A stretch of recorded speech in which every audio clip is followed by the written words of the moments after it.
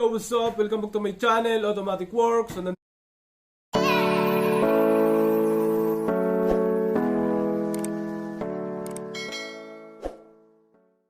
yan, Automatic Works. Nasa Bulacan tayo. May customer tayong yan, automatic transmission na Hyundai i10, Grand i10. Ang problema nito, ang oras ay alas 5 ng umaga.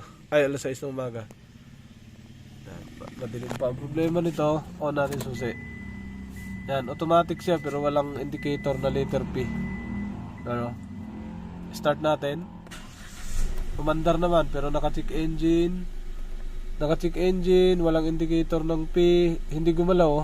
Rev natin. Oh, hindi gumalaw. Nagre-revolusyon ako, ayaw gumalaw. Oh, walang P. Nakailaw pati manibela. Oh, tigas. Cambio natin. Dapat may letter P yan. Reverse. Alog. Neutral. Drive. Alog din. Alog lahat. Umalog lahat.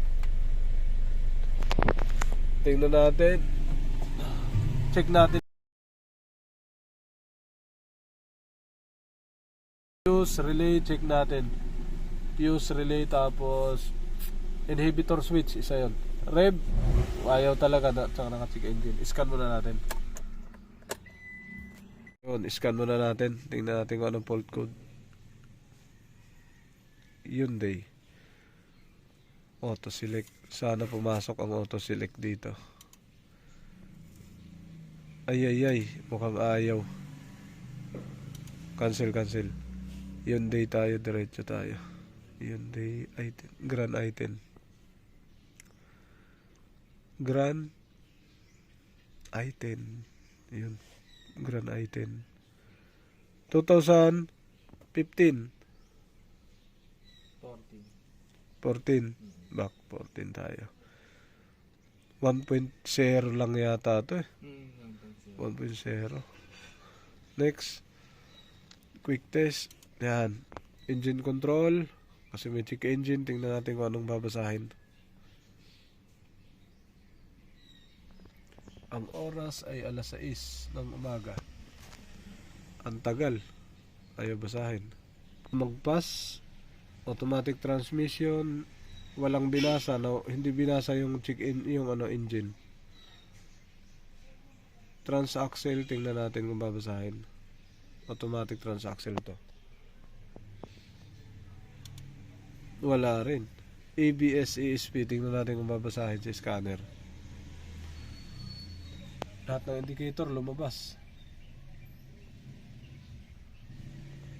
Wala din. Parang lost communication to.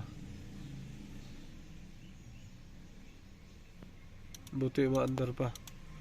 Ayun, wala nga. Hindi binasa ang engine tsaka transmission. Diretso na siya sa airbag. Hindi ka ba nagpa-engine wash? Hindi pa. APS yan, umilaw. Umilaw yung APS yan.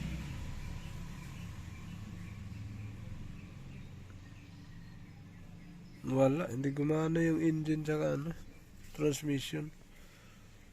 Baka na-rat attack. Tingnan natin yung mga wires. Tapos fuse. Relay, yung malalaking fuse, tingnan natin. Naku, matatapos na. Wala talaga, hindi lumabas. Walang binasang fault code. Walang binasang BCM, cluster. Yun, patapos na, 100% na.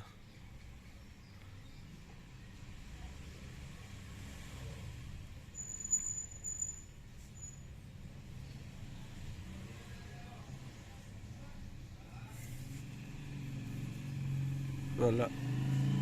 Hindi binasa ang binasa, tandaan nyo, 5 lang. 1, 2, 3, 4, 5, tapos 4 yung fault. Okay, tingnan natin fuse in relay muna. Off natin susi. Yan. Fuse, may fuse dito sa ilalim. May fuse din doon sa harapan.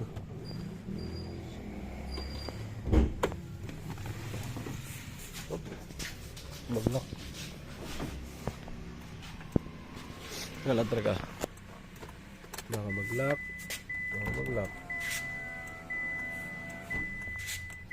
Wala talagang letter P. Wala na. Ito yung fuse. Baka lumuwag. Mga fuses natin. Lumuwag or pumutok. Ayan. Ayan. Natin susi. Wala pa rin. Wala pa rin yung PRND. Hop. Troubleshoot muna natin mga sir. Lahat. Ito. Troubleshoot muna natin lahat.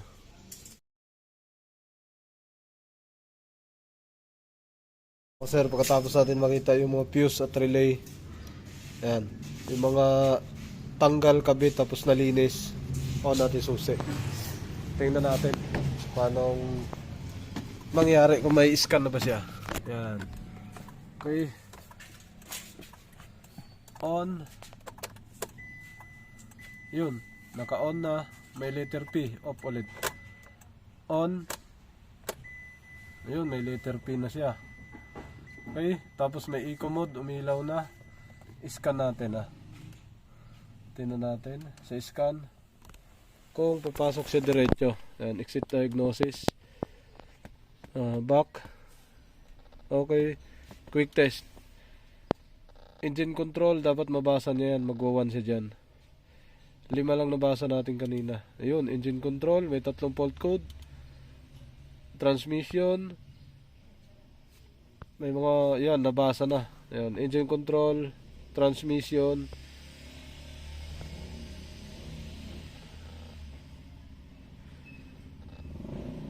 Alright.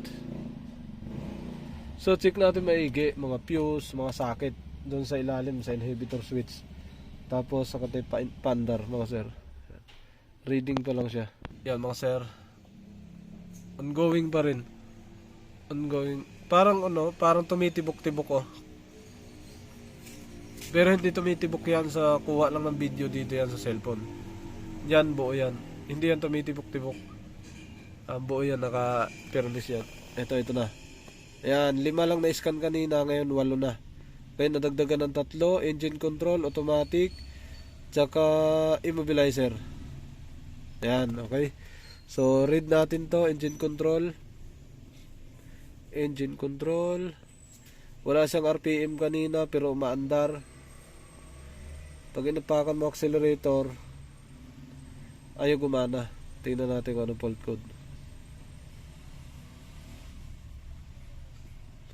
Tagal.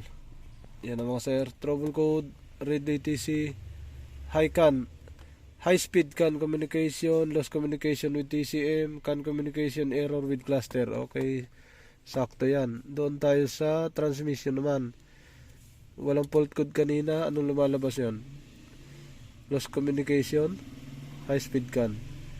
High speed CAN communication off. Okay. So back.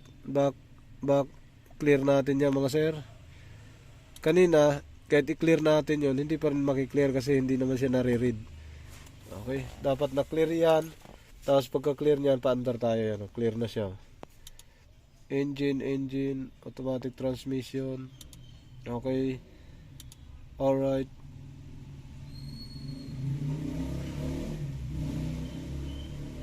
Yan, wala na siyang fault code. Okay, pero hindi mawala basta-basta fault code yan pag hindi na-repair. So, nagawa o na-fix ng maayos yung sira. Okay, hindi pwedeng i-clear lang dyan, diretso, na hindi mo natumbok yung sira. Okay na. Start tayo. Start. Yun, umangat na yung RPM. Namatay na yung EPS. Okay, revolution natin. Alright, may revolution na mga sir. Yan na. Tapos malambot na siya ikutin. Yan. Malambot na ikutin mga sir. Rev, park, reverse, neutral drive. Reverse kung may alog, reverse natin. Reverse. Okay, good. Neutral drive. Okay, good. Walang alog. Neutral, reverse. Okay, good. Park. Alright, okay na mga sir. Pit na lang natin, test drive na may-ari. Alright. So what's up? Welcome back to my channel, Automatic Works. So